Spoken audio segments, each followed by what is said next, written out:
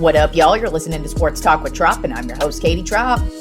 Well, it is officially March Madness time, one of the greatest times of year where it's just, especially this weekend. I personally love the first weekend of March Madness because it's just basketball stacked on basketball, stacked on basketball, and it's just an all-day affair from, I'm Central Time, so it usually starts about 11 o'clock here and in the morning. So it's just like I'm watching basketball from 11 a.m. until I go to sleep, and it's just rotating between game after game. When it's halftime on one game, you just get to change the channel to the next game and watch that until it's halftime, and then boom, you got the second half of that last one. It's just, I love watching March Madness. It's one of my favorite times of year. So let's get right into what my bracket looks like and who I believe is going to win it all, but chances are my bracket's going to be busted week one like most everybody's is, but hey, that's the fun of it, especially now because it's just, it's all clear and none of the red period stains all across the board here, so let's just get started with the South Side bracket and how I think that's going to shake up. So the number one seed over in the South Side bracket is Auburn. And they're going to either be playing AL State or SFPA. Now, some of these are just abbreviations, so I couldn't tell you who the fuck either of those two are. I think one of them's probably Alcorn State, if I had to guess. But it doesn't matter because they're going to lose to Auburn. Then we've got Louisville versus Creighton. I've got Louisville winning that one. We've got Michigan versus UC San Diego. I've got UC San Diego pulling an upset in that one. Then we've got Texas A&M versus Yale. I've got A&M winning that one. Then we've got Mississippi versus whoever wins between San Diego State and UNC. And whoever wins that one, I think is actually just going to upset Mississippi in the beginning. They're just going to be that random upset. Then we've got Iowa State versus Lipscomb. I've got Iowa State moving on. And we've got Marquette versus New Mexico. I've got Marquette moving on. And then the last side of the South Side bracket, we've got Michigan State versus Bryant, and I've got Michigan State moving on. So then, I guess I'll just break it all the way down up until the Final Four team that I've got in each bracket. So continuing on in the South Side bracket, in the round of 32, I've got my matchups as Auburn versus Louisville, with Auburn moving on. UC San Diego versus Texas A&M, with A&M moving on. San Diego State or UNC, whoever is that winner, versus Iowa State. I actually have them upsetting again, whoever it is between San Diego State and UNC. I've got them moving on. Then we've got Marquette versus Michigan State, and I've got Michigan State moving on. So then the Sweet 16 in the Southside bracket would be Auburn versus Texas A&M, which I have Auburn moving on. Then San Diego State or UNC versus Michigan State. I have Michigan State moving on. Then in the Elite Eight would be Auburn versus Michigan State, and I have Auburn moving on to the Final Four in the South Side bracket. Then moving on to the West bracket, the number one overall seed is Florida. They'll be playing Norfolk State. I've got Florida moving on. Then we've got UConn versus Oklahoma. I've got UConn moving on. I was picking them anyways because fuck Oklahoma. Memphis versus Colorado State. I've got Memphis moving on. Then Maryland versus Grand Canyon. I've got Maryland moving on. Then Missouri versus Drake. I've got Missouri moving on. Texas Tech versus NC Wilmington. I've got Texas Tech moving on. Then Kansas versus Arkansas. I've got Kansas moving on. And St. John's versus Nebraska Omaha. I've got St. John's moving on.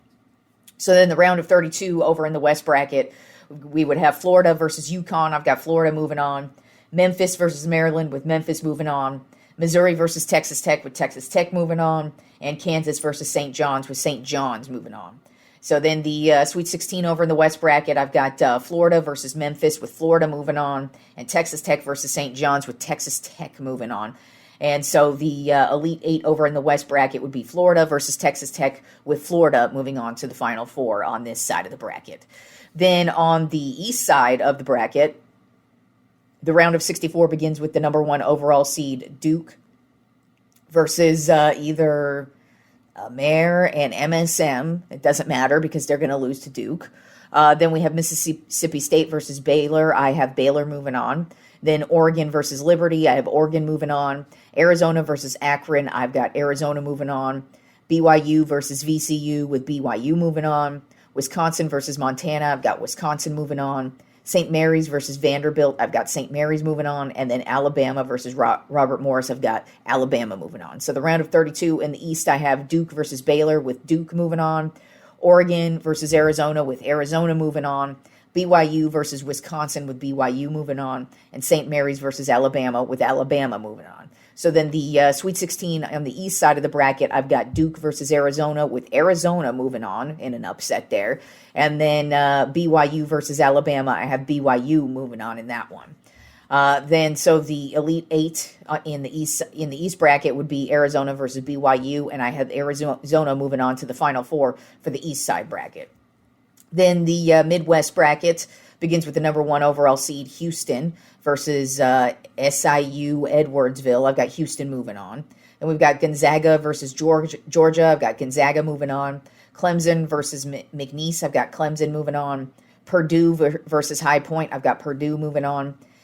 Illinois versus either Texas or Xavier. And, of course, I've got Texas moving on in that one because hook 'em horns, motherfucker. Then we've got Kentucky versus Troy. I've got Kentucky moving on.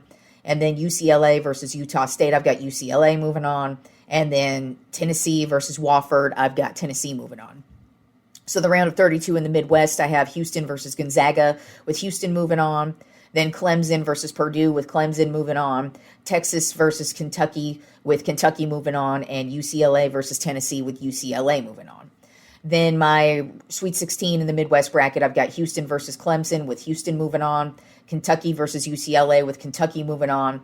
And then my Elite Eight in the Midwest bracket would be Houston versus Kentucky with Houston moving on to the Final Four for the Midwest bracket. So my Final Four teams are Auburn versus Florida, which are 2 number 1 overall seeds, and Arizona versus Houston with Houston being a number 1 seed and with Arizona being a number 4 seed. So that's really only my kind of out of nowhere team, I guess you would say. But I mean, when I pick a bracket, I just, pick teams. I don't even really put much thought into it. It's mostly just who do I think is better. I just randomly pick upsets, and because, there really is no science to this. You're just picking a bunch of teams.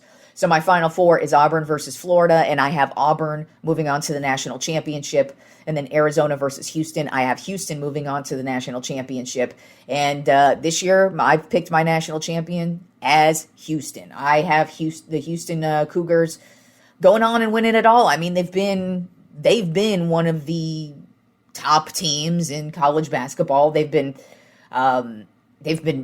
a regular here in the NCAA tournament for a few years now, and they've actually been like a legit contender for the last couple of years as well. So I just kind of feel like it's finally their time to get there. They are a good team. They are a number 1 seed for a reason. They've been one of the top teams ranked all season long. So their record says it all. Their play on the court says it all. They're good offensively. They're good defensively. They're a well-coached team. So I just think it's their time to shine. But, it's the beginning of it, and wouldn't be shocked if by next Monday's show, I'm looking at my bracket, and 3 of my 4 Final Four teams are knocked out of contention, because that happens all the fucking time. But so yeah, I've got Houston winning it all. So we'll see where my bracket's at on Friday's show. I mean, we'll only have a few games under the belt, but you never know. There could be major upsets first day, but we'll see where we're at really next Monday. But that's it. I've got Houston winning it all this year. I picked a rando this year. So moving on to the NFL, we had a couple of things happen over the weekend, beginning with wide receiver Cooper Kupp. He ended up signing with the Seattle Seahawks, which that might be a personal move. He played with the Rams, and the Rams and the Seahawks, they play each other twice a year because they're in the same division. So expect revenge games from Cooper Kupp every time he's up against the Los Angeles Rams. And then the Cincinnati Bengals did exactly what they should have done, and they did it today or last night. They gave contract extensions to both of their wide receivers, Jamar Chase and T. Higgins, and they absolutely should do that because, their quarterback loves the both of them, but they are both especially Jamar Chase. I mean, to me, Jamar Chase is one of the top 5 receivers in the league, if not the best. I mean, you can make a case for quite a few guys in the league, but Jamar Chase is hands down one of the best in the league. He's got great hands, great route runner, and excellent on the deep ball as well. He gets you some chunk plays every single time, and he and Joe Burrow, they've been playing with each other since college, so they've got a great rep with each other on the field. And then, of course, Higgins, he's just been balling out as well. So definitely a good move for the Cincinnati Bengals by locking in both of their wide receivers and not having any issues heading into training camp this year. So let's move on to the Trop 10 NBA Power Rankings for this week. Not a lot of movement. There actually is one new team in here that's cracked the top 10. I mean, they've been here. They were here actually at the beginning of the season, but we haven't talked about them in quite some time. But they're actually starting to streak right now. But I don't know if I take them as a legit contender for the championship. But hey, they do have championship pedigree, so anything can happen. But let's go ahead and begin with number 1 remains number 1, and that is the Cleveland Cavaliers. Overall record of 56-11. They just broke their 16-game winning streak last night. That was a franchise record as well, and I mean that says a lot because LeBron James played for the Cleveland Cavaliers for quite some time, and he was never able to have a 16-game winning streak. So that just tells you what kind of a team this is. It's a really damn good team, but it was finally busted yesterday by the Orlando Magic, who played just a fantastic game against them. But it was a close one, and it came down to the wire, but Orlando got the win. So that was their first loss since, I believe, the beginning of February is the last time the Cavaliers have lost. So that type of winning streak is what you want to head into the playoffs with because, you're playing 7-game series, so you need to win a lot of games in a row. This week, they did get wins over the Brooklyn Nets and the Memphis Grizzlies, and like I said, the loss to the Orlando Magic. But there's really nothing to add with the Cleveland Cavaliers. They've clinched a playoff spot. They're a damn good team, and it's just let's see what happens come playoff time. Then at number 2 on my Trop 10 NBA Power Rankings remains the Oklahoma City Thunder. Overall record of 56-12. They're 9-1 in their last 10 games. This past week, they lost to the Denver Nuggets, but beat the Boston Celtics, the Detroit Pistons, and the Milwaukee Bucks. And they really, there's nothing else to say about them, too. It's just they've clinched a playoff spot. SGA, I think, has really cemented himself as the MVP. I mean, just numbers-wise and the way his team has been playing, there's really no argument to me, in my opinion, against him. I love what Jokic is doing, but, I mean, you can honestly make the same cases for Giannis Antetokounmpo that you can with Jokic, just because both of them are having monster seasons, numbers-wise, but their teams aren't doing as well as the Oklahoma City Thunder. So to me, that gives SGA an edge. Plus, he is the dude. 100% he is the dude in Oklahoma City. If they did not have SGA, this team would probably be 12-56. Then at number 3 on my Trop 10 NBA Power Rankings of the Boston Celtics, overall record of 49-19. They're 7-3 in their last 10 games. This past week, they beat the Utah Jazz, lost to the Oklahoma City Thunder, then won against the Miami Heat and the Brooklyn Nets. They also clinched a playoff spot this week, so only 3 teams have clinched playoff spots, but we do still have a month left to go of the regular season, but it kind of feels like every episode I'm probably going to be adding a new team that's clinched a spot, and Boston is next up on the agenda here. They are the second team in the Eastern Conference, but third team overall to clinch a playoff spot, and they are poised, primed, and ready for another championship run. Then at number 4 in my Trop 10 NBA Power Rankings of the Los Angeles Lakers, overall record of 41-25. They're 6-4 in their last 10 games. They had a bad week. They lost to the Brooklyn Nets, lost to the Milwaukee Bucks, lost to the Denver Nuggets, but had a good win over the Phoenix Suns yesterday. But I don't know how much that says because the Phoenix Suns were playing just atrocious defense. They were leaving everybody wide open, and it was a game where it was like if the Lakers had lost that one, it would have been a terrible loss. But they didn't. Luka got back on track, but you can really tell that this LeBron injury is a big deal for the team, and they really could use him back.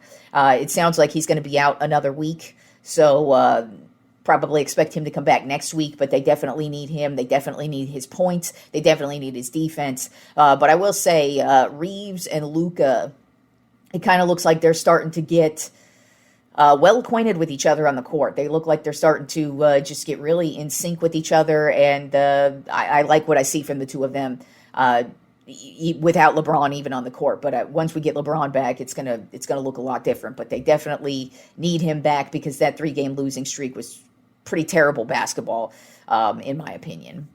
Then at number 5 on my Trop 10 NBA power rankings of the Denver Nuggets, overall record of 43-25. They're 5-5 in their last 10 games. This past week, they beat the Oklahoma City Thunder, lost to the Minnesota Timberwolves, beat the Los Angeles Lakers, and then lost to the Washington Wizards.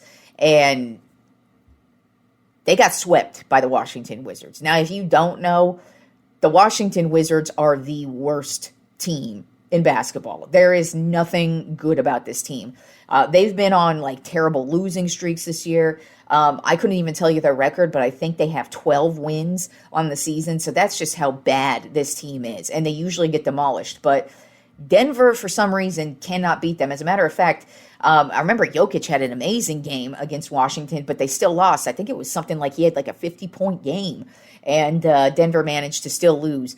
So that's not what you want heading into the playoffs, a terrible loss to Washington like that. But what it also has been showing is that Denver on the defensive side of the ball is not, they're just not really on it. And sometimes they tend to play down to their opponents like they did with Washington. But then again, it's like, then you see them beat Oklahoma City or the Lakers handedly too. It wasn't really, they weren't really close games. So you see sparks from them, and you could see what type of a championship level team they are, but then they get swept by Washington, and you're like, what the fuck was that?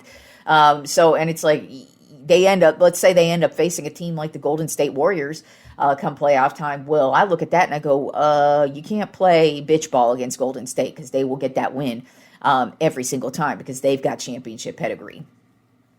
Then at number 6 on my Trop 10 NBA power rankings of the Minnesota Timberwolves, overall record of 40-29, and they are currently on an 8-game winning streak right now. And this is exactly what you want heading into the playoffs. The last month of the regular season, even though they're behind Oklahoma City and Denver in their own division, so what? You could still make the playoffs, and that's all you need to do is just make it. You don't have to be the number 1 overall seed. Yes, there are advantages to being number 1, but hey, the number 1 overall seed doesn't always win the championship, and that's all you got to do is make it.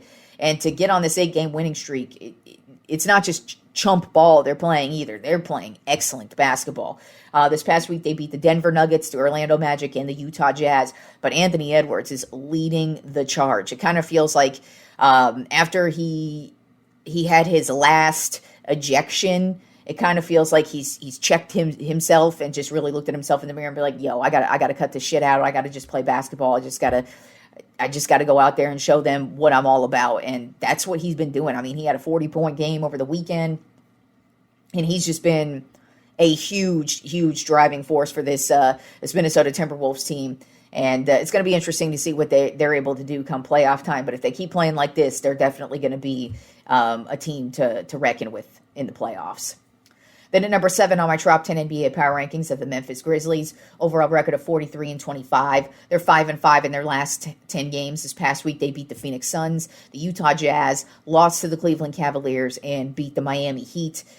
This team they're really good. They're good defensively. They're good offensively. It's just they're streaky.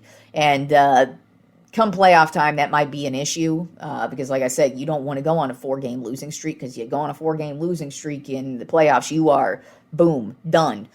So you definitely need to play more consistent basketball. But, I mean, overall, they are a really good squad in the paint. They're a really good squad defensively. They're a really good squad with rebounding, and that's going to be difficult for a lot of teams to keep up with, especially in a 7-game series. So I like what I see from Memphis, even though they're just not as consistent as a lot of other teams above them. Then at number 8 on my Trop 10 NBA power rankings of the Milwaukee Bucks, overall record of 38-29. They're 6-4 in their last 10 games. This past week, they lost to the Indiana Pacers, beat the Los Angeles Lakers, beat the Indiana Pacers, and then lost to the Oklahoma City Thunder and got their asses beat by the Oklahoma City Thunder. It was not really a close one. It was like SGA all night, and boom, good night. Giannis, though, like I mentioned with Jokic, Giannis is having an MVP year. It's just you're not hearing about him because the Bucks just haven't been consistent. They haven't been good. They haven't been one of the top teams in the league. And while, yes, they're definitely going to make the playoffs, they just aren't consistent at all. And when your team's not that consistent, of course, you're going to look at a guy like SGA or Jokic above him. But Giannis, stats-wise, he's averaging 30 points per game, 12 rebounds per game, and 6 assists per game, and he's just having a monster year. He's probably having his best year he's ever had, and this is a guy who's won the MVP before and a championship. So it's not like he's having some type of resurgence. It's actually he's playing the way he always plays, except he's just playing at a fantastic level. You're just not really hearing about it because Milwaukee not really doing much, and I don't know if I take them serious as a championship contender, especially against teams like Cleveland and Boston.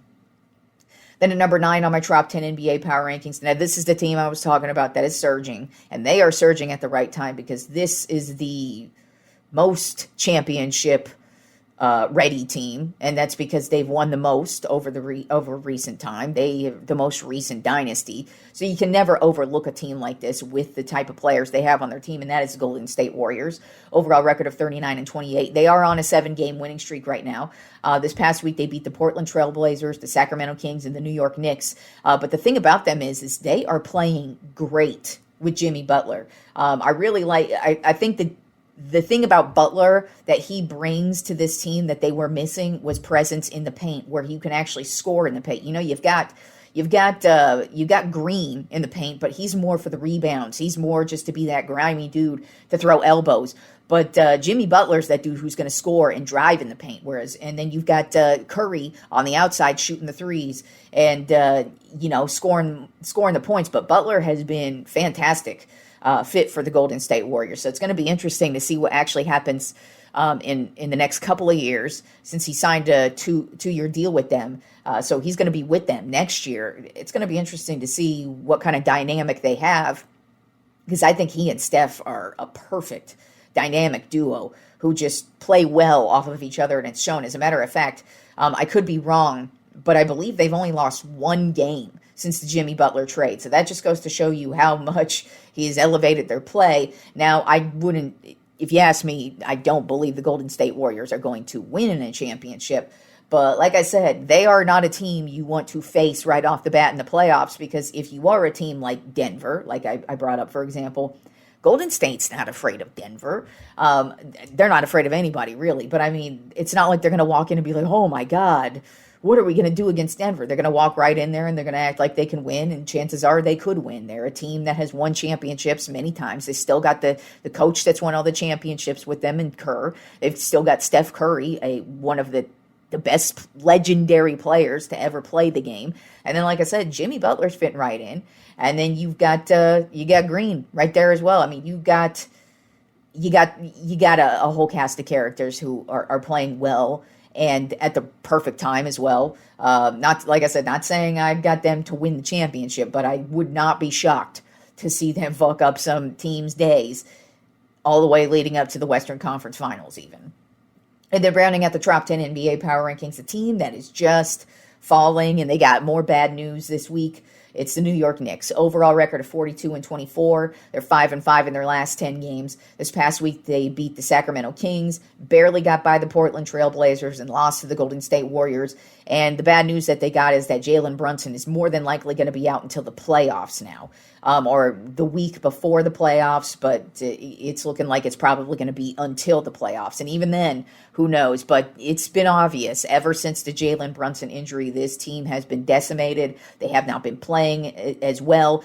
They have no edge. I mean, they really didn't have any type of defensive edge before his injury, but now they are just a team that's in disarray. They are not playing good team ball at all. They are just you could just see that Jalen Brunson was the heartbeat of this team, and they are not the same without him.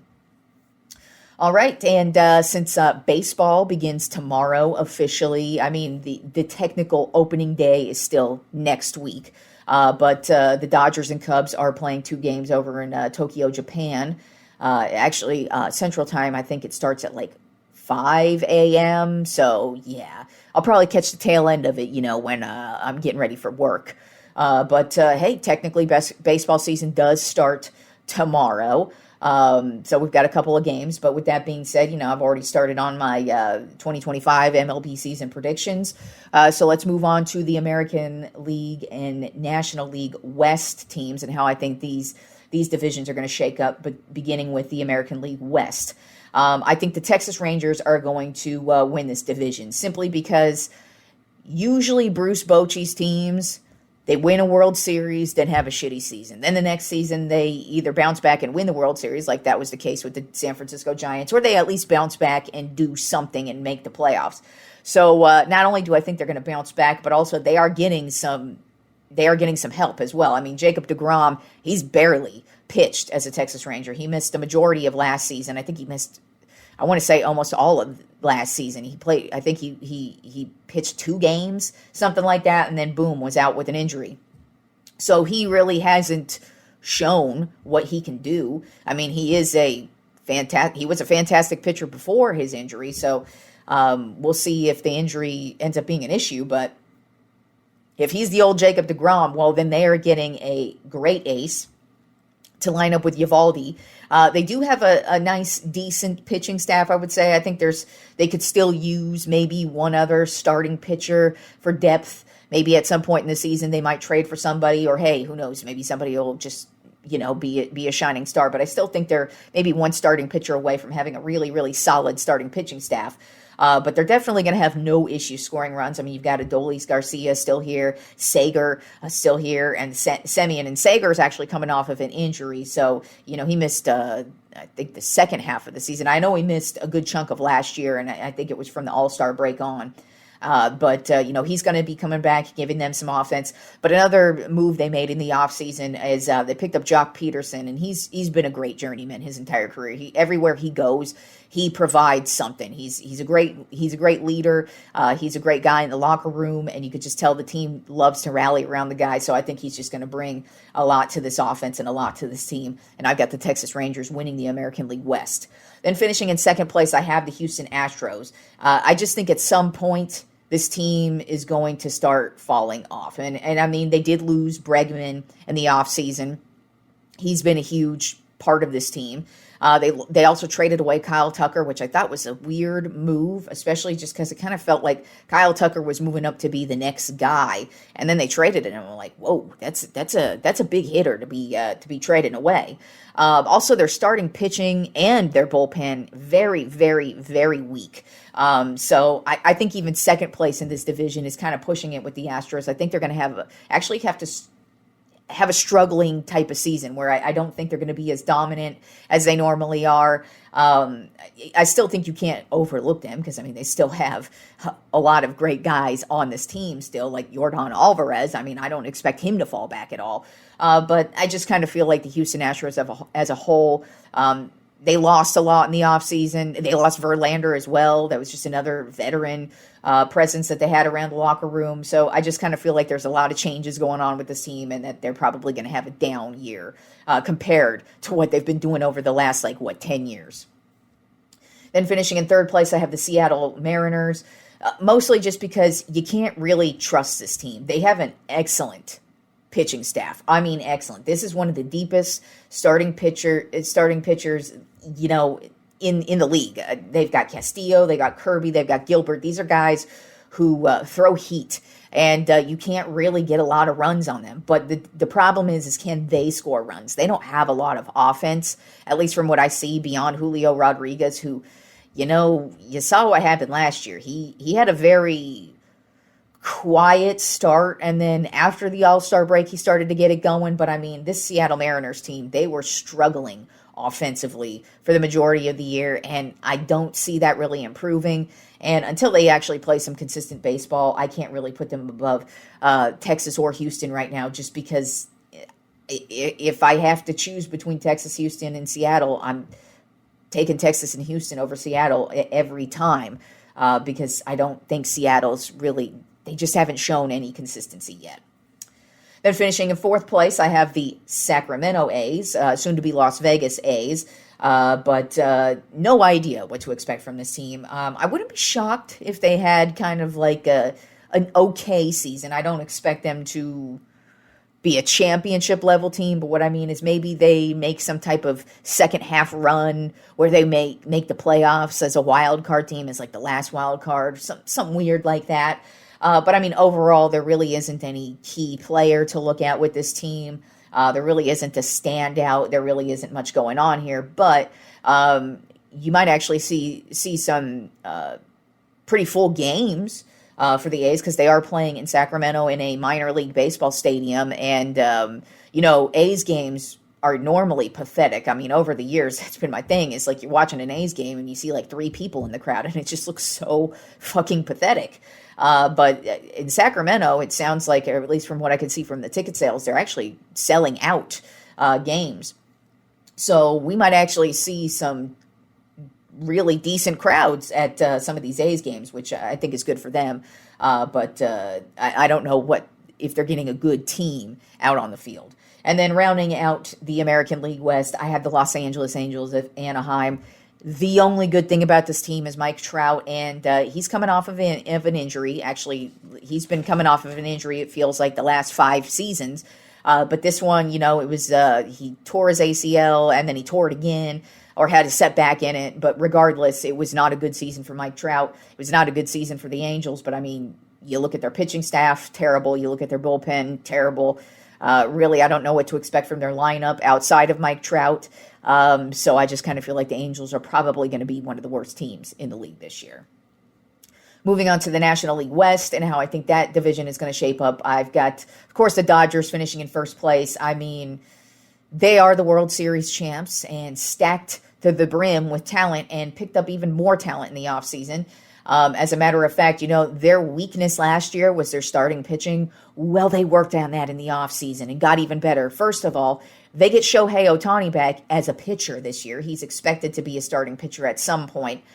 Don't know if it's going to be as the season begins or if it's going to be more like in April or May we potentially see him as a starting pitcher, but they're planning on throwing him out there as a pitcher. And if you don't recall, he was a pretty damn good pitcher before he had to have Tommy John surgery. So he's not only going to be hitting bombs out of the park, but it looks like he's going to be throwing baseballs with that cannon arm he's got there too. So that improves their starting pitching. Then they also picked up Blake Snell in the offseason. He is a Cy Young award winning pitcher. So he really only had issues with injuries last year with the San Francisco Giants. But when he was pitching, he pitched great. So they got another guy right there. And then they also picked up the big offseason guy, Roki Sasaki. He's another Japanese player. So, yeah, they're stacked to the brim. And then they, of course, have Tyler Glasnow. And, they just got even better. And, of course, they still have Mookie Betts and Freddie Freeman. And then, like I mentioned, Shohei Ohtani back there hitting bombs. So, Dodgers, I'm expecting them to still be a fantastic team. Now, even though they got all these riches at each and every position, basically, they're not a shoe-in for the World Series because one of the most difficult sports to repeat in is baseball. The last repeat we had, I think, was actually the Yankees back in the early 2000s, if I recall. That's just offhand, but I'm pretty sure it was the Yankees in the early 2000s when they won the 3 World Series in a row. Pretty sure that's it. So that just goes to show you that's 25 years ago. So it's really difficult to repeat. Now, of course, if you're going to pick a team that can do it, obviously what the Dodgers did in the offseason, that's great. But they are in a pretty difficult division. And, I did talk about the Phillies in the last show and the Atlanta Braves, too. Those are 2 teams that have enough talent to keep up with them. And you never know what's going to happen, injuries, and you just never know what's going to happen. But regardless, the Dodgers are stacked to the ceiling with great players, and they are the defending champs. Finishing in second place in the National League West, I have the Arizona Diamondbacks. This pitching staff is going to be good, too. They picked up Corbin Burns in the offseason, and he was one of the top pitchers last year. He's actually been one of the top pitchers over the last couple of years. But now you team him up with Zach Gallen, who has been one of the most consistent pitchers as well, especially you can't score on Gallen. And Burns is another guy you can't score on. So I look at this pitching staff, and I'm like, it's going to be real difficult to get around some of these great pitchers they have. They also picked up Josh Naylor in the offseason as well, which I think is going to offer them a great source of offense. He's been fantastic with Cleveland. since they brought him up. And I mean, he's been great with his bat. Not too bad defensively as well, but it's more about his bat. I think that's definitely going to add in with Corbin Carroll, who had an injury-marred season last year, who I expect to bounce back, and then, of course, Ketel Marte, who was having one of the greatest years he had ever had last year. So don't be shocked to see that guy pick it back up. But I think the Diamondbacks are going to they're going to give the Dodgers a run for their money. I don't think the Dodgers are going to just roll right through this division because I think 4 of the 5 teams actually are going to at least compete. I wouldn't put championship on any of the other teams outside the Dodgers right now, of course, but they're definitely going to make things difficult for the Dodgers. Then finishing in third place in the National League West, I have the San Francisco Giants. As a Giants fan, I actually do like the moves they made in the offseason by picking up Justin Verlander at the starting pitcher position. Obviously, he is past his prime. He's an old guy, but he's still a good pitcher. He's still a solid pitcher. It's just really, can he stay healthy? If he could stay healthy, though, you partner him up with Webb, we've got a pretty solid pitching staff right there. Then we also picked up Willy Adames in the offseason as well. Excellent shortstop for the Milwaukee Brewers. It gives us some offense as well because, for me, the big deal with the Giants isn't their pitching, it's their offense. It's been so hard to watch them because they just can't score runs or they're just leaving dudes on base, and Adames is a perfect guy to put out there to score runs, to steal bases, and he's also solid defensively as well. So that I feel like that's a good move. Also to replace Brandon Crawford out there in shortstop, who ended up retiring in the offseason. So putting Adames out there, I think is a good move. Also with the starting pitchers, the Giants have, like I said, Webb, Verlander. They also picked up Robbie Ray, he's not like the greatest guy in the world, but I mean, he's a very solid dude. Who's real difficult to score on. And then, of course, you've got young guy Harrison. He showed some promise last year, so we'll see what he's got. But I feel like the Giants' starting pitching going to be real solid. Bullpen, we'll see what happens there. But, they are in a tough division. I don't expect them to be a championship contender just yet, but I don't think they're going to roll over just for the Dodgers, just like I don't think anybody in this division is going to roll over for the Dodgers. Then finishing in fourth place, I have the San Diego Padres, which says a lot because this is a very, very good roster. They've got great starting pitching. They've got a solid bullpen. And, as far as, batting order goes, they're going to be real difficult to keep off base. It's just they are never consistent. You can't ever trust the Padres, so I can't choose the Padres. But I do think they're going to make things difficult for the Dodgers because this is a good team, but you got to look out at their starting pitching. They got a couple of guys who are basically at the end of their contracts, Cease and King. So don't be shocked if the season starts off shaky or is not looking too good towards the trade deadline. Don't be shocked if either one of those guys or both guys get traded. But as far as batting order goes, you got Tatis, you got Machado, you got Arias, you got their phenomenal rookie from last year, Jackson Merrill coming back. So this is a really good team, but are they going to be able to put it together? Or are they going to start off slow and then get hot? Or are they going to start off hot and then cool off after the All-Star break? You never know what you're going to get from the Padres. So until they start playing some consistent baseball, I can't put them above everybody else in this division. But rounding out the National League West is the Colorado Rockies. This team has nothing going on. Their pitching is terrible. They don't have an ace. I don't even know if they have like a dude you consider like the third guy in the starting pitching category. Your starting pitching lineup there. They'd have nobody.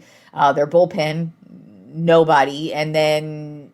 Maybe they're going to score some runs. Maybe they'll have some young guy who comes out of nowhere and just has a phenomenal season, which, the Colorado Rockies do have they've had a solid farm system over the years, so maybe some bright spot will appear out of nowhere. But overall with the Colorado Rockies, I am not expecting a goddamn thing from them other than to suck. So, yeah, that's how I think the American League West and the National League West are going to turn out this year. I will be doing my predictions on the American League Central and the National League Central on Friday's show. All right, y'all. Enjoy the rest of the week of sports, and get ready for some March Madness, bitches. I'll talk to you on Friday.